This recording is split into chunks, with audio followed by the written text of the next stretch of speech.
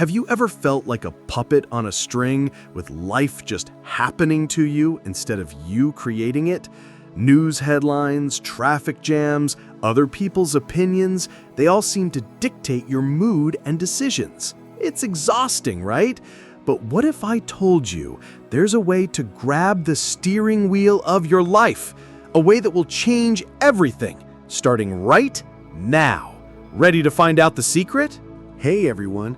Today we're talking about a concept that can completely revolutionize your personal growth journey: proactivity. This isn't just a buzzword from self-help books. It's your inner superpower that allows you to actively shape the world, not just react to it. As Stephen Covey, author of the legendary book The 7 Habits of Highly Effective People, said, "Between stimulus and response, there is always a space for choice. And in that space lies your freedom and your power." Let's be honest, who hasn't been reactive? We blame the weather, our boss, traffic, even our own luck. I can't do it. It's not my fault. If only. Sound familiar? Reactive people are victims of circumstance. They let the outside world dictate their mood and behavior. But proactive people? Oh, that's a whole different story. They understand that they are responsible for their lives. Their language is full of power. I'll choose a different approach. I am responsible for this. I can influence the situation. They don't wait for something to happen. They make it happen. Stephen Covey gave us a powerful tool for understanding proactivity, the concept of the circle of concern and the circle of influence. Imagine this. Your circle of concern is everything that worries you, but that you can't directly control.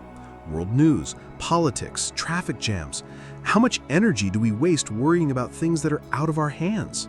And then there's your circle of influence, the things you can control with your actions, your choices, and your attitude, your reactions, your habits, your decisions. Proactive people direct all their energy here. And guess what? When you work on what you can control, your circle of influence begins to expand. But reactive people, they waste their energy on useless worries, and their circle of influence just shrinks. Where is your energy going? So, how do you shift from being reactive to proactive? Here are 4 simple yet powerful steps you can start applying right now. 1. Mind your language. Start noticing how you speak. Replace reactive phrases with proactive ones. Instead of "I have to do this," say "I choose to do this." Instead of "I can't," say "I can try," or "I'll find a way." Your language shapes your reality. 2. Take responsibility. Mark Manson, author of The Subtle Art of Not Giving a Fuck, says, "We are responsible for experiences that are not our fault all the time." That's a deep thought. You aren't always to blame for what happens, but you are always responsible for your reaction to it. Accept that. 3. Pause between stimulus and response. This is your golden moment. When something happens, don't react impulsively. Take a pause, inhale, exhale, and ask yourself, how do I want to respond to this based on my values? In that pause is your freedom. 4. Focus on solutions, not problems. Instead of dwelling on what went wrong, redirect your energy to finding solutions. Proactivity is about taking action to improve, not passively accepting. Theory is great, but practice is everything. Here are 3 simple exercises that will help you build proactivity. Proactivity journal. For 1 week, write down situations where you reacted reactively and when you acted proactively. Analyze what you could have done differently. The rephrase exercise. Pick 3 to 5 reactive phrases you often use and come up with proactive alternatives.